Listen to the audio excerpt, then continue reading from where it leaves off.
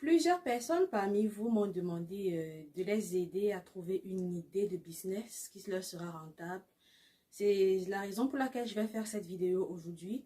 Non pas pour vous donner des idées de business, mais pour vous dire c'est quoi les éléments que vous devez considérer lorsque vous voulez choisir une activité ou bien vous voulez choisir une business à lancer, que ce soit en ligne, que ce soit physiquement. Restez connectés.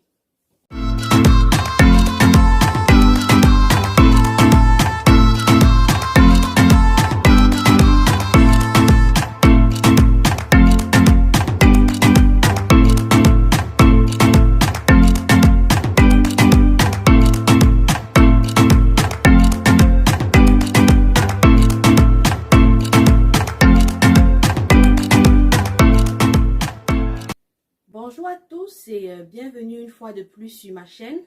Je m'appelle Reine, entrepreneur e-commerce, et dans cette vidéo aujourd'hui, je vais vous donner c'est quoi les éléments que vous devez prendre en considération lorsque vous vous lancez dans cette grosse aventure de e-commerce ou bien de business en ligne ou alors de business physique. La première fois de voir mes vidéos, merci beaucoup d'avoir fait ce choix-là, et n'oublie pas surtout de t'abonner juste en bas et également de partager ma vidéo et de me laisser des likes. Alors, si tu veux vraiment te lancer dans cette aventure qui est l'entrepreneuriat, c'est déjà une très bonne chose, c'est déjà une très bonne initiative de t'y lancer, de prendre le pas, contrairement à certaines personnes qui hésitent encore. Le meilleur moment de se lancer, c'est maintenant. Alors, si vraiment tu as envie de te lancer dans une activité qui va venir ajouter un complément à ton revenu de base, ou alors tu le fais parce que c'est ton revenu principal, ou alors tu le fais également parce que tu veux être à un certain moment donné libre financièrement, c'est-à-dire indépendant financièrement, tu es au bon endroit. La première chose que tu voudrais vraiment regarder, c'est voir c'est quoi ta personnalité, parce que c'est pas tout le monde qui est fait pour différents types de business. C'est pas tout le monde qui est né pour faire aussi de l'entrepreneuriat ou bien pour être entrepreneur. Alors, la première chose que tu devrais d'abord regarder, c'est quoi ta personnalité? Est-ce que tu es quelqu'un d'introverti? C'est-à-dire, tu es quelqu'un qui a vraiment peur de parler en public, peur de communiquer avec les gens, tu es timide, tu es plutôt très réservé ou très calme. Si tu es ce genre de personne, ou alors si tu fais partie, je vais vous raconter une anecdote. Depuis que j'ai commencé ces vidéos, il y a beaucoup de personnes qui sont venues voir mon conjoint pour lui dire ils vont jamais laisser leur femme ou bien leur conjointe s'exposer comme moi je m'expose. Alors si ton conjoint ou ta conjointe fait partie de cette catégorie de personnes qui n'aimeraient pas voir leur tendre moitié s'exposer ou bien faire des vidéos ou bien aller en contact direct avec des personnes par peur de les perdre, ce que tu voudrais faire à ce moment, soit si tu es introverti ou bien tu as un conjoint, comme je l'expliquais tout à l'heure, tu vas plutôt regarder vers des activités qui vont te permettre d'agir de façon c'est-à-dire derrière la scène. J'appelle ça des back-office ou bien des backboard. Des activités que tu vas développer sans avoir à communiquer avec des gens ou sans avoir à entrer en contact direct avec tes clients. Par ce type d'activité, je parle de e-commerce, et quand je dis e-commerce, c'est pas faire des activités où tu seras au front line comme monter une vidéo YouTube où tu seras devant tout le monde. Tu peux monter des vidéos YouTube sans montrer ta face ni ta voix.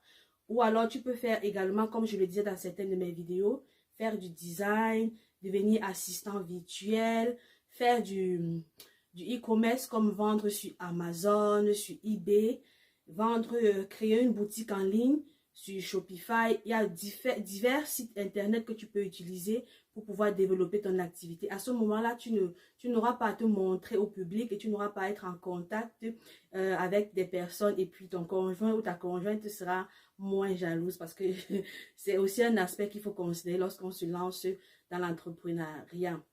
Si par contre tu es quelqu'un d'extraverti et que ton conjoint, comme je dis toujours, te permet d'aller vers des gens sans avoir d'arrière-pensée, ce que tu peux faire, les activités de contact physique sont les activités qui te conviendraient le mieux. Tu pourras par exemple faire du marketing de réseau, tu pourras faire de la coiffure, tu pourras faire de la couture, tu pourras faire toutes les activités qui te permettent de communiquer avec du monde et d'interagir physiquement. En plus de ça, tu peux également faire des activités qui sont réservées aux personnes introverties. C'est ça l'avantage quand tu es quelqu'un d'extraverti. Tu peux jumeler les deux.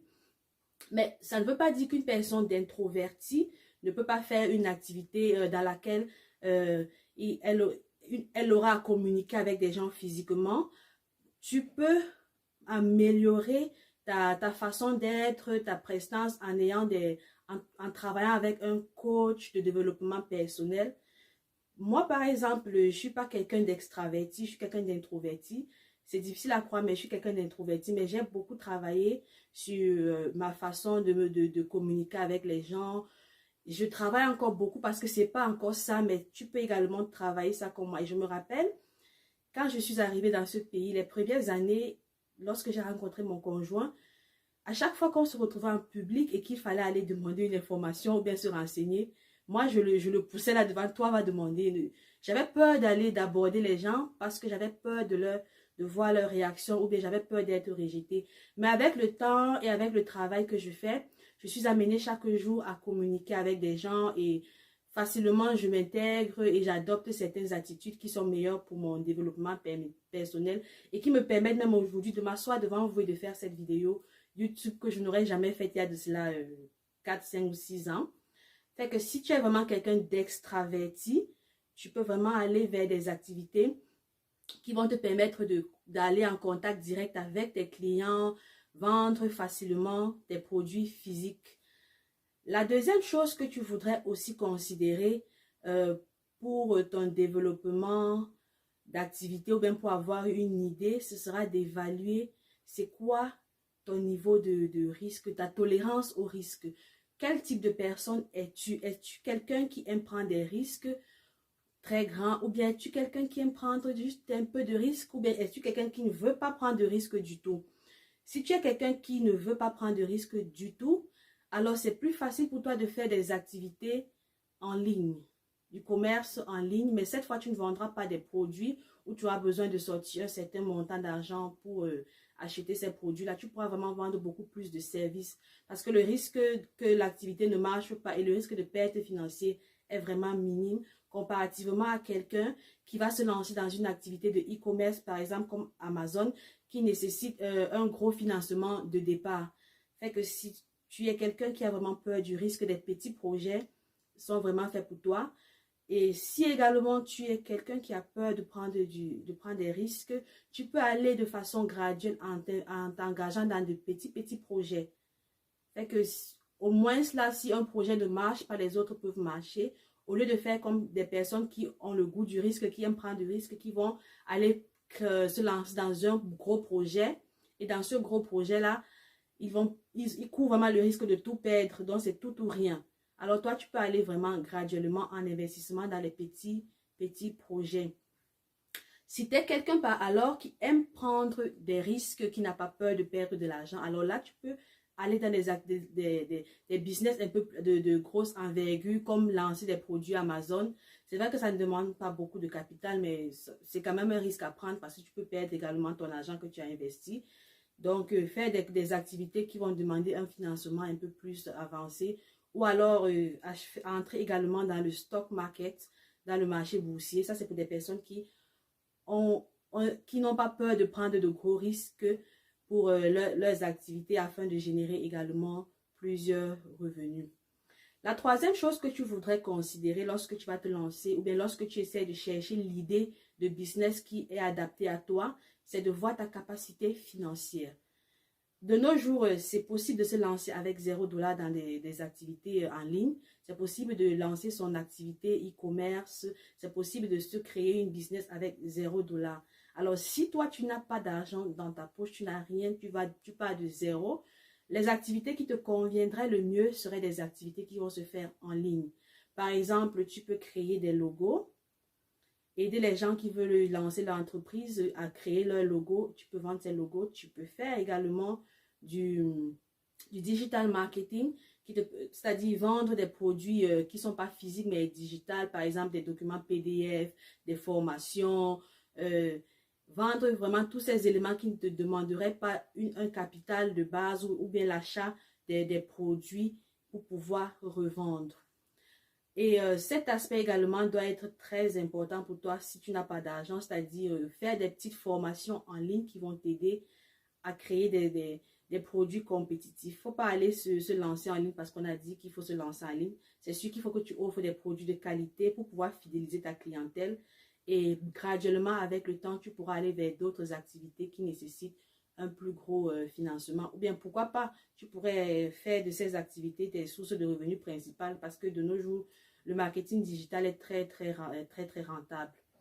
Maintenant, si tu es quelqu'un qui a déjà un petit capital, ou bien quand je dis capital, c'est 100 $ en montant, tu es capable déjà avec 100 $ de pouvoir acheter des choses et vendre physiquement. Acheter des choses de la Turquie ou de la Chine et les revendre dans plusieurs marchés locaux. Un montant encore plus conséquent, tu peux te lancer dans le e-commerce, acheter des choses et vendre sur Amazon, qui est une plateforme vraiment très connue où tous les marchés mondiaux, tous les clients, tu peux avoir toute une diversité de clients. Donc là, tu peux te lancer dans ce type d'activité aussi si tu as vraiment un capital de départ assez conséquent. Mais néanmoins, il va falloir se former et comprendre comment ce système marche, comment Amazon marche. Et tu peux également, si tu n'as pas de finances, te lancer dans les créations de vidéos YouTube avec ou sans image de toi, sans te montrer, c'est possible de le faire aussi. Donc, tu peux te lancer dans ta chaîne YouTube qui ne demande pas un capital de départ assez énorme. Si tu as déjà, comment je dis, si tu as un téléphone, la connexion Internet, et c'est ça, c'est tout ce que tu as besoin à la base. Et si tu as déjà les capacités de parler, comme je disais, quelqu'un d'extraverti, alors tu peux lancer déjà ta chaîne YouTube pour pouvoir te générer une source de revenus additionnelle. L'élément aussi que tu devrais considérer lorsque tu cherches cette idée de base, cette idée de business qui te sera rentable, c'est de déterminer quel type de don tu as. Comment est-ce que tu as été béni? On ne naît pas entrepreneur, on le devient. Mais par contre, il y a des gens qui déjà à la base ont certaines capacités, ont certains dons que Dieu leur a donnés et qui peuvent à partir de ces dons-là créer ou développer certaines choses qu'elles pourraient vendre ou bien mettre ces dons-là au service de plusieurs personnes en retour, être payé. Alors, tu veux chercher à savoir c'est quoi le don que Dieu t'a donné. Ça pourrait être un don de coiffeuse, un don de couturière. Tu pourrais par exemple confectionner des vêtements à vendre, tu pourrais faire de la coiffure à domicile. Ça dépend vraiment de ce que Dieu t'a donné, de comment est-ce que tu as été béni. Si Dieu t'a béni de telle façon que tu peux être un très bon interlocuteur en public, tu es quelqu'un qui communique facilement, tu es quelqu'un qui sait convaincre facilement, alors le marketing de réseau, c'est aussi pour toi. Tu peux avoir des produits, chercher à vendre des produits à plusieurs personnes autour de toi facilement si tu as cette capacité de communiquer que beaucoup de personnes n'ont pas malheureusement. Le don que tu peux avoir aussi, ça peut être un don manuel. Si tu es peut-être un bon bricoleur, alors c'est aussi quelque chose que tu peux développer qui va te permettre d'avoir une seconde activité en dehors de ton salaire. Tu peux faire du bricolage à tes temps libres, tu peux faire de la plomberie, tu peux offrir tes services sur un marketplace. C'est déjà aussi une bonne activité que tu peux commencer et qui va augmenter tes revenus graduellement. Fait que c'est vraiment ces éléments-là, ces 4 éléments que je vous ai cités qui vont vous permettre de savoir quelle est l'idée idéale qui vous correspond. Parce qu'on ne va pas dans l'entrepreneuriat sans vraiment savoir c'est quoi sa personnalité. Sinon, on se plante forcément. Tu ne vas pas chercher une activité qui demande beaucoup de communication en public alors que tu n'es même pas capable de demander un renseignement lorsque tu vas à l'épicerie pour faire tes achats.